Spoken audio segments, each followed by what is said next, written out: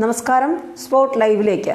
മകരവിളക്കിന് മുൻപ് ശബരിമലയിൽ വീണ്ടും യുവതികൾ കയറുമോ? കേരളം ഗൗരവത്തോടെ ചർച്ച ചെയ്യുകയാണ്. നവോത്ഥാന കേരളം ഫേസ്ബുക്ക് കൂട്ടായ്മ പറഞ്ഞിരിക്കുന്നു, മകരവിളക്കിന് മുൻപ് ശബരിമലയിൽ സ്ത്രീകൾ കയറും. ശബരിമലയിലേക്ക് കൂടുതൽ യുവതികളെ അയക്കാൻ ഒരുങ്ങുകയാണ് നവോത്ഥാന കേരളം ഫേസ്ബുക്ക് കൂട്ടായ്മ.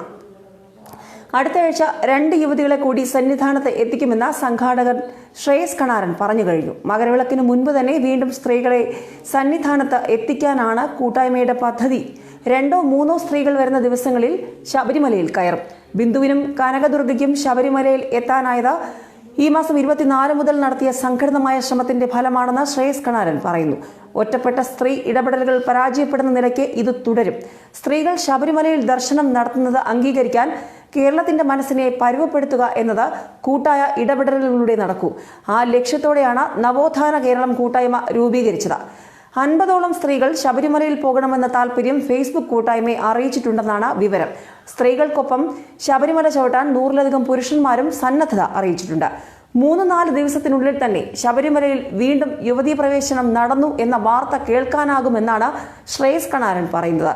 മല കയറാൻ സുഹാസിനി രാജ് മുതൽ മനീതി സംഘം വരെ വന്നെങ്കിലും തിരിച്ചുപോകുന്ന കാഴ്ചയാണ് കേരളം കണ്ടത്. എന്നാൽ ഒടുവിൽ മല കയറിയത് ബിന്ദുവും കനകദുർഗയും. നിരവധി യുവതികളാണ് ശബരിമല ദർശനത്തിന് ശ്രമിച്ചത്. പക്ഷേ ഭക്തരുടെ പ്രതിഷേധത്തിന് മുന്നിൽ ഇവർക്കെല്ലാം പകുതിവഴിയിൽ മടങ്ങേണ്ടി വന്നിരുന്നു.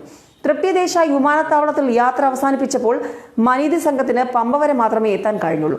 ന്യൂയോർക്ക് ടൈംസിന്റെ സുഹാസിനി രാജ്, മാധ്യമപ്രവർത്തക കവിത, ഇടനാട് സ്വദേശിനി മഞ്ജു തുടങ്ങിയവർ ഭക്തരുടെ കടുത്ത പ്രതിഷേധത്തെ തുടർന്ന് മടങ്ങേണ്ടി വന്നവരാണ്. മഞ്ജുവിന്റെ വീടിന് നേരെ ആക്രമണവും ഉണ്ടായിരുന്നു. തുലാമാസ പൂജ സമയത്ത് എത്തിയ രഹന ഫാത്തിമയ്ക്കും കവിതയ്ക്കും പോലീസ് കോട്ടും ഹെൽമറ്റും നൽകി മല കയറാൻ ശ്രമിച്ചത് ഏറെ വിവാദങ്ങളാണ് കേരളത്തിൽ സൃഷ്ടിച്ചത്. കഴക്കൂട്ടം സ്വദേശിനി മേരി സ്വീറ്റി, അധ്യാപിക ബിന്ദു തങ്കം എന്നിവർ ദർശനത്തിന് ശ്രമിച്ചെങ്കിലും നാമജപ പ്രതിഷേധത്താൽ മടങ്ങി പോകേണ്ടി വന്നു. മണ്ഡലപൂജയ്ക്ക് നട തുറന്നപ്പോൾ ആന്ധ്രയിൽ നിന്നും തമിഴ്നാട്ടിൽ നിന്നും എല്ലാം യുവതികൾ എത്തിയെങ്കിലും അവർക്കൊന്നും ദർശനം നടത്താൻ കഴിഞ്ഞിരുന്നില്ല.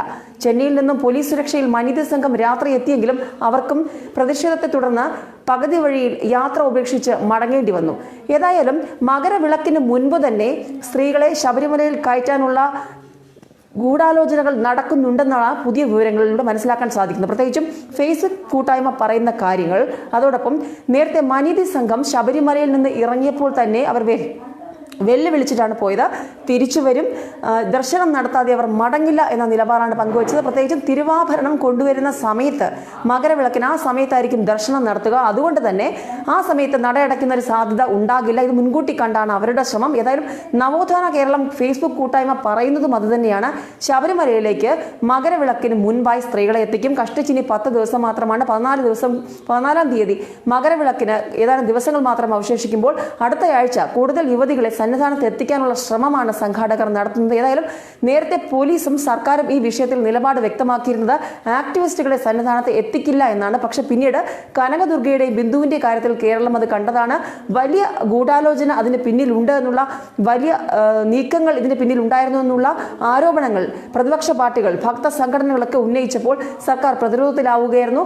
അതിന്റെ പേരിൽ കേരളം വലിയ ഹർത്താലാണ് കണ്ടത്. അക്രമ പരമ്പരകൾ ഇപ്പോഴും സാക്ഷ്യം വഹിച്ചുകൊണ്ടിരിക്കുകയാണ്. ഈ സാഹചര്യത്തിൽ യുവതികളെ കേരളത്തിൽ എത്തിക്കുന്നത് എത്രത്തോളം ഒരു ശരിയായ നടപടിയാണ് എന്നത് ആലോചിക്കണമെന്നാണ് സമൂഹത്തിന്റെ വിവിധ കോണുകളിൽ നിന്ന് ഉയരുന്ന ഒരു അപേക്ഷ. ഏതായാലും ഭക്തരും വിശ്വാസി സംഘടനകളും അയ്യപ്പ കർമ്മസമിതിയും കനത്ത ജാഗ്രതയിലായിരിക്കുകയാണ്. പ്രത്യേകിച്ചും മനീതി സംഘം വരുന്നു എന്ന് പറഞ്ഞപ്പോൾ തന്നെ വലിയ ജാഗ്രതയുണ്ട്. ബിന്ദുവും കനകദുർഗയും മല ചവിട്ടിയപ്പോൾ തന്നെ അത് കൂടുതൽ കടുപ്പിച്ചിട്ടുണ്ട്. ഇപ്പോൾ ഈ ഫേസ്ബുക്ക് കൂട്ടായ്മ കൂടി നിലപാട് വ്യക്തമാക്കിയതോടുകൂടി നിലപാട് കടുപ്പിച്ചിരിക്കുകയാണ് അയ്യപ്പ കർമ്മസമിതി പ്രവർത്തകർ. കൂടുതൽ വാർത്തകളുമായി വീണ്ടും വരാം.